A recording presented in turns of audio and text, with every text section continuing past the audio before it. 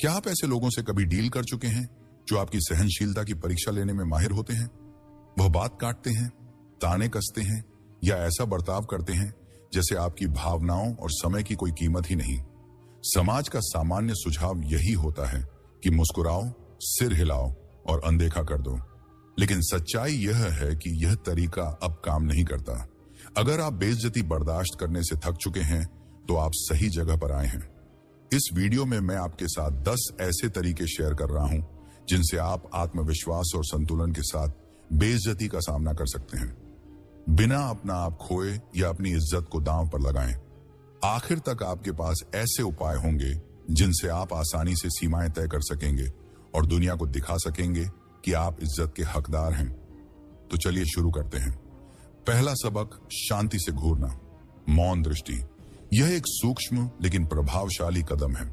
आपके शस्त्रागार में सबसे अनदेखा और असरदार हथियार है एक साइलेंट स्टेयर। ना कोई शब्द, ना कोई ज्यादा प्रतिक्रिया, बस एक शांत स्थिर नजर।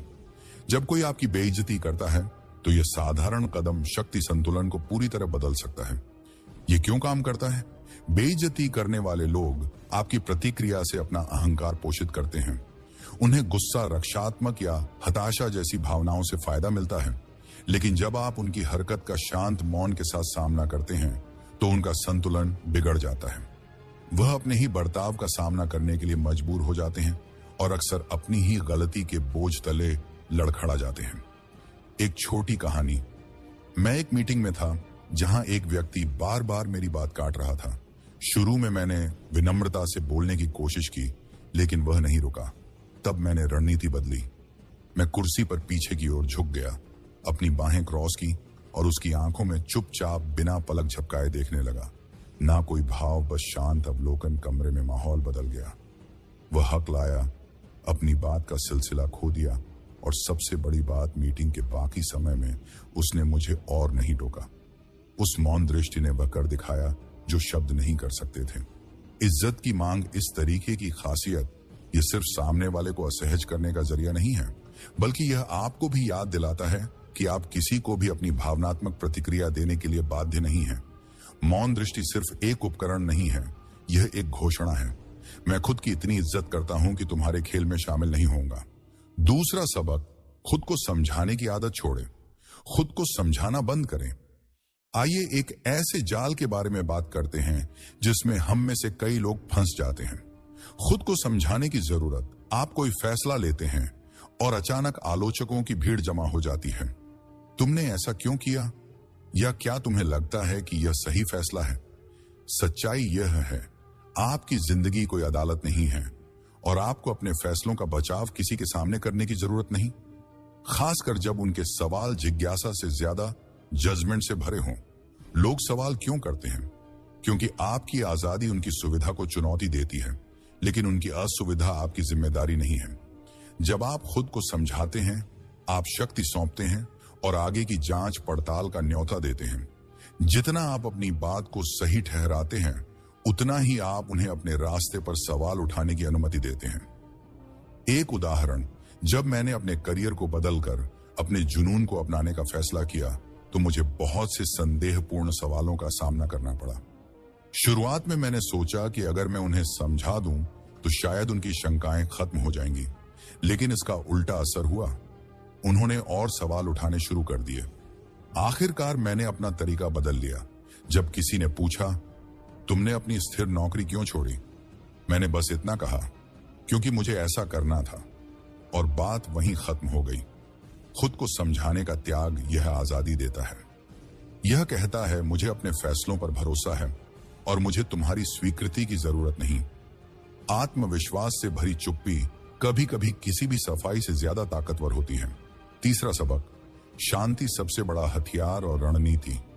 कभी कभी बेइज्जती का सबसे ताकतवर जवाब कोई जवाब ना देना होता है। चुप्पी कमजोरी नहीं है, यह एक सोच समझा हुआ फैसला है और यह एक ऐसा संदेश भेज सकती है जो शब्द कभी नहीं भेज सकते। यह क्यों काम करता है? बेइज्जती तब तक फलती फूलती है जब तक आप उसे क्रिया देते हैं। जब कोई आपको नकारात्मकता में खींचने की कोशिश करता है तो वह आपकी प्रतिक्रिया, झगड़े या अपने बर्ताव के औचित्य के लिए तरस रहा होता है। लेकिन जब आप उस जाल में फंसने से इनकार कर देते हैं जब आप उनके शब्दों को हवा में लटकने देते हैं तो वह अपने ही बर्ताव का सामना करने के लिए मजबूर हो जाते हैं। चुप्पी बेइज्जती को उस ध्यान से वंचित कर देती है जिसकी उसे जरूरत होती है और सामने वाले को अपनी हरकतों के लीपन से जूझने पर मजबूर कर देती है। मैं एक ऐसे इंसान से निपट चुका हूं जिसे मजाक की आड़ में दूसरों पर ताने कसने की आदत थी। एक दिन जब उसने मेरे काम पर एक तीखी टिप्पणी की तो मैंने ना कोई सफाई दी और ना ही पलट कर जवाब दिया। इसके बजाय मैंने बस अपनी भौं उठाई, शांत रहा और कमरे में असहजता को भरने दिया। परिणाम यह हुआ कि वह अपनी बात को संभाल नहीं पाया, बड़बड़ा आया और आखिरकार चुप हो गया। उस पर पल ने सब कुछ बदल दिया। मेरी चुप्पी ने ना केवल मेरी ऊर्जा को बचाया बल्कि एक सशक्त संदेश भी दिया। तुम यह तय नहीं कर सकते कि मुझे कैसा महसूस करना चाहिए। चुप्पी की गहराई। चुप्पी एक ढाल है। यह आपके मन की शांति को सुरक्षित रखती है, आत्मविश्वास को दर्शाती है और सबको यहां तक कि खुद को भी याद दिलाती है कि आपकी आत्मसम्मान की परिभाषा बहस का मुद्दा नहीं है। चौथा सबक, सिर ऊंचा रखो। अपने सिर को ऊंचा रखना एक ऐसी रणनीति है जिसकी ताकत कभी खत्म नहीं होती। जब कोई आपकी बेइज्जती करता है तो उनका लक्ष्य आपको छोटा महसूस कराना होता है, लेकिन जब आप सीधे खड़े होते हैं, कंधे पीछे और सिर ऊंचा रखते हैं, तो आप एक स्पष्ट संदेश देते हैं। मुझे पता है कि मैं क्या हूं और तुम्हारे शब्द या कर्म इसे मुझसे छीन नहीं सकते। आत्मविश्वास कैसे काम करता है? बेइज्जती करने वाले लोग इसी भरोसे पर फलते फूलते हैं कि उनके शब्द या हरकतें आपको हिला सकती हैं, लेकिन जब आप झुकने या घबराने से इनकार करते हैं तो आप उनके तथाकथित अधिकार का भ्रम तोड़ देते हैं। अगली बार जब कोई आप पर ताना कसे तो प्रतिक्रिया देने की बजाय रुक जाएं, एक गहरी सांस ले, अपना सिर ऊंचा करें और उनकी आंखों में शांत गरिमा के साथ देखें। एक शांत मुस्कान दें और ऐसे आगे बढ़े जैसे उनकी बात कोई मायने ही नहीं रखती। आपका यह रवैया किसी भी पलटवार से ज्यादा जोरदार जवाब देगा। आत्मविश्वास का असली मतलब, आत्मविश्वास किसी को कुछ साबित करने के बारे में नहीं है। यह खुद को यह याद दिलाने के बारे में है कि आप पहले से ही पर्याप्त हैं। जब आप अपना सिर ऊंचा रखते हैं तो आप इस सच्चाई को अपनाते हैं कि आपके पास सब कुछ है जो आपको चाहिए। उनकी नकारात्मकता आपको परिभाषित नहीं करती और आपका आत्मसम्मान अडिग रहता है। इसीलिए गर्व से चले, ऐसे जिए जैसे आप जानते हैं कि आप पर्याप्त हैं, क्योंकि आप हैं और यही शांत शक्ति आपका सबसे बड़ा हथियार है। बेइज्जती के खिलाफ। पांचवां सबक, दूरी बनाए रखना है। आत्मसम्मान कई बार बेइज्जती से निपटने का सबसे असरदार तरीका है एक कदम पीछे हटना। सच कहें तो हर कोई आपकी जिंदगी में पहली पंक्ति की सीट का हकदार नहीं होता। जब कोई बार बार आपकी सीमाओं को लांगतानपन नहीं है, यह आत्मसम्मान का ऐलान है। यह आपकी ऊर्जा की रक्षा करने और आपकी भलाई को प्राथमिकता देने के बारे में है। अपनी जिंदगी को एक वीआईपी इवेंट के रूप में देखें। जो लोग आपको वाकई प्रेरित करते हैं और आपकी इज्जत करते हैं, उन्हें नल एक्सेस पास मिलता है। लेकिन जो लोग नकारात्मकता, ड्रामा या बेइज्जती लाते हैं, उन्हें इस सूची में जगह नहीं मिलती। यह इतना ही सरल है। मेरे एक दोस्त को मेरे फैसलों का मजाक उड़ाने की आदत थी। शुरुआत में मैंने इसे नजरअंदाज किया, सोचते हुए कि मैं ज्यादा प्रतिक्रिया कर रहा हूं, लेकिन समय के साथ उनकी टिप्पणियां मुझे परेशान करने लगी।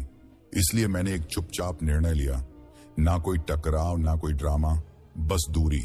और इसका नतीजा यह हुआ कि मैं हल्का आजाद महसूस करने लगा और मुझे यह एहसास हुआ कि मैं ऐसे रिश्तों का हकदार हूं जो मुझे संवारे गिराए नहीं। सच्चाई, अपनी शांति की रक्षा करना स्वार्थी नहीं है। यह जरूरी है। दूर स्पष्टता विकास और सार्थक रिश्तों के लिए जगह बनाती है। यह एक शक्तिशाली याद दिलाने वाला है कि आत्मसम्मान तब शुरू होता है जब आप तय करते हैं कि आप अपनी दुनिया में किसे जगह देंगे। छठा सबक, सवालों के जरिए ध्यान भटकाएं। जब कोई आपकी बेइज्जती करता है तो यह अक्सर एक सोची समझी कोशिश होती है आपको भड़काने या हावी होने की, लेकिन प्रतिक्रिया करने या रक्षात्मक होने के बजाय स्थिति को पलट दीजिए। उनसे एक शांत और सीधा सवाल पूछे, जैसे आपको ऐसा कहना ठीक क्यों लगता है? आप इससे क्या हासिल करना चाहते हैं? यह क्यों काम करता है? सवाल सामने वाले को रुककर सोचने पर मजबूर कर देते हैं। अक्सर पहली बार उनके बर्ताव के बारे में बेइज्जती आमतौर पर आवेग से या आदत से होती है, लेकिन जब आप उन्हें खुद को समझाने के लिए मजबूर करते हैं तो आप उनके प्रवाह को रोक देते हैं और बातचीत का नियंत्रण वापस ले लेते हैं। मान लीजिए कोई मीटिंग में बार बार आपकी बात काट रहा है। ताने मारने की बजाय शांति से पूछिए, मैंने देखा है कि आप मेरी बात बार बार काटते हैं, क्या इसके पीछे कोई वजह है? उस पल में आप शक्ति का समीकरण बदल देते हैं। यह ना तो रूखा है और ना ही झगड़ालू। यह सिर्फ यह जताता है कि मैं यहां नियंत्रण में हूं और मैं तुम्हें अपनी सीमा पार नहीं करने दूंगा। सवाल पूछना न केवल तनाव को कम करता है, बल्कि यह दिखाता है कि आप आत्म संयमित और दृढ़ हैं। 7वां सबक स्पष्टता के साथ मौखिक सीमा तय करें।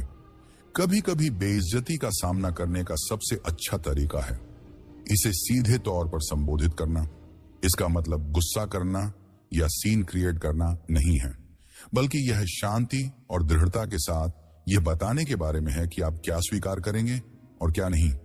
मुझे इस तरह से बात करना पसंद नहीं है, कृपया इसे सम्मानजनक रखें।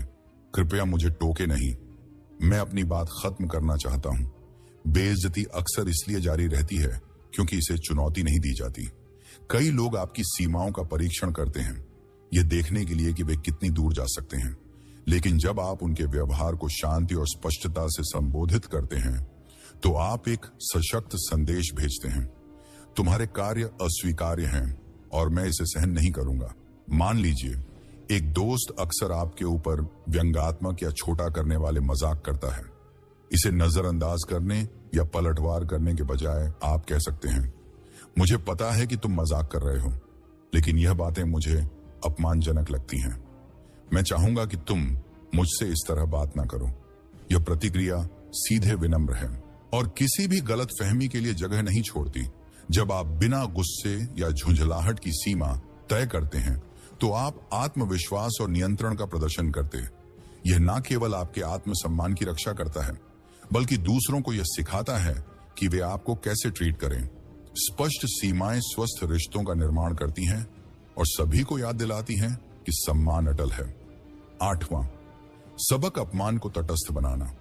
अपमान अक्सर व्यक्तिगत लगता है, लेकिन क्या होगा अगर आप इसे तटस्थ कर तटस्थ बनाना मतलब किसी की नकारात्मकता को एक ऐसे स्तर पर लाना है जहां आप उसे सहजता से संभाल सकें, यहां तक कि हास्य के साथ।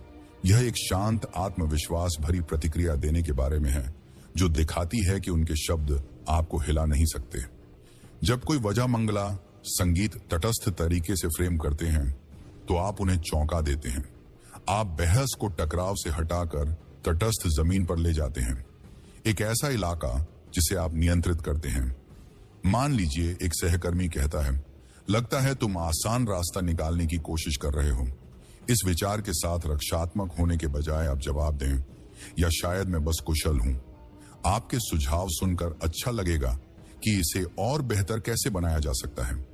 यह प्रतिक्रिया आत्मविश्वास और सकारात्मकता दर्शाती है और दर्शाती है कि आप अपनी शर्तों पर रचनात्मक चर्चा के लिए तैयार हैं। आंतरिक शांति की रक्षा।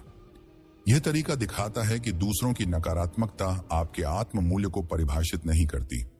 डिसरेटर करना। जब लोग देखते हैं कि उनका अपमान बेअसर हो जाता है तो वे अक्सर इसे बंद कर देते हैं। संदेश साफ है, आपकी नकारात्मकता मुझे या मेरी प्रतिक्रिया को परिभाषित नहीं करती, और यही संदेश सबसे ज्यादा सशक्त है। 9वां सबक, उपस्थिति पर नियंत्रण रखने के लिए शारीरिक भाषा का उपयोग करें। कई बार शब्दों से ज्यादा ताकत आपके हाव भाव और शरीर की भाषा में होती है। जब आप अपमान का सामना कर रहे हो तो आपका शरीर का रुख और मुद्रा आत्मविश्वास और नियंत्रण दर्शा सकता है। कई बार आपकी बातों से ज्यादा प्रभावी तरीके से शरीर की भाषा का उपयोग कैसे करें। एक सही मुद्रा अपनाएं, सीधे खड़े रहे या बैठे। अच्छी मुद्रा यह दिखाती है कि आप आत्मविश्वासी हैं और आसानी से हिलने वाले नहीं हैं। 2 नजरें मिलाएं, स्थिर और स्थायी आंखों का संपर्क। यह संकेत देता है कि आप ध्यान दे रहे हैं और डरे हुए नहीं हैं। यह तुरंत सम्मान पाने का एक तरीका है। 3 शांत और नियंत्रित हरकतें करें। घबराहट में हिलना डुलना या अजीब इशारे करने से बचें, क्योंकि यह असुरक्षा का संकेत हो सकता है। मान लीजिए कोई आपकी बात बीच में काट देता है, उनसे लड़ने की कोशिश ना करें या तुरंत बोलने की होड़ में ना पड़े। क्या करें? बोलना बंद कर दें। उन्हें शांत नजरों से देखें और उनके खत्म होने का इंतजार करें। फिर शांतिपूर्वक कहें, मैंने अपनी बात पूरी नहीं की थी, मुझे इसे पूरा करने दीजिए। अपमान असुरक्षा ढूंढता है। झुके कंधे, खचा नजरें या घबराहट भरी ऊर्जा ऐसे संकेत हैं जिनका अपमान करने वाले फायदा उठाते हैं। आत्मविश्वास दिखाएं, सीधे खड़े होकर आंखों में आंखें डालकर और संयम बनाए रखते हुए आप स्पष्ट संदेश देते हैं, मैं ऐसा इंसान नहीं हूं जिसे आसानी से झुकाया जा सके। आपके हाव भाव ही आपके आत्मसम्मान और अधिकार का प्रतीक बन जाते हैं। आपको ओवर रिएक्ट करने या ज्यादा समझाने की जरूरत नहीं होती, आपकी उपस्थिति ही आपका बयान बन जाती है। 10वां, सबक उद्देश्य के साथ बातचीत समाप्त करें। कभी कभी सबसे प्रभावी तरीका अपमान को संभालने का यह होता है कि आप बातचीत को वहीं खत्म कर दें। लेकिन यह कैसे करना है, यह बहुत मायने रखता है। कैसे करें? पहली, शांत और दृढ़ता से प्रतिक्रिया दें। अगर कोई लगातार आपकी बात काट रहा है तो कहें, यह बातचीत उपयोगी नहीं लग रही है, आइए इसे बाद में फिर से शुरू करें। जब हम सम्मानजनक तरीके से बात कर सकें, अपने लिए समय निकालें। अगर कोई दोस्त या सहकर्मी अपमानजनक टिप्पणी करता है तो कहें, मुझे लगता है हम एक ही पृष्ठ पर नहीं हैं, अभी के लिए मैं हट रहा हूं। आप अपनी ऊर्जा का नियंत्रण अपने हाथ में लेते हैं। यह संदेश देता है कि आप अपनी समय और ऊर्जा का मूल्य समझते हैं और इसे नकारात्मकता पर बर्बाद नहीं करेंगे। असहमति को बढ़ावा दिए बिना सीमाएं बनाएं। यह दृष्टिकोण संघर्ष को बढ़ाए बिना स्थिति को संभालने की शक्ति देता है। उनकी शक्ति को बेअसर करें। जब आप एक शांत लेकिन निर्णायक तरीके से बातचीत को खत्म करते हैं तो आप दूसरे व्यक्ति को वह प्रतिक्रिया देने से बचते हैं जिसकी वे उम्मीद कर रहे थे।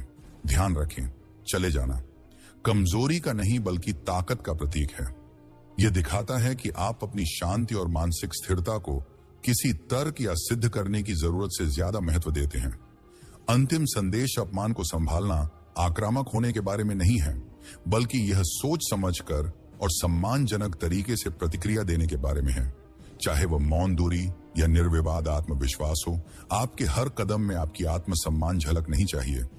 जैसे जैसे आप खुद की कदर करेंगे, वैसे वैसे आप उन लोगों को अपनी ओर आकर्षित करेंगे जो आपको ऊपर उठाते हैं और आपकी सराहना करते हैं। तो खामोशी को अपनाएं, मजबूत बने और अपनी शांति की रक्षा करने में कभी माफी न मांगे। सम्मान की शुरुआत आपसे होती है। अगर यह बात आपसे जुड़ी तो इसे लाइक करें और ऐसे सशक्त करने वाले कंटेंट के लिए सब्सक्राइब करें।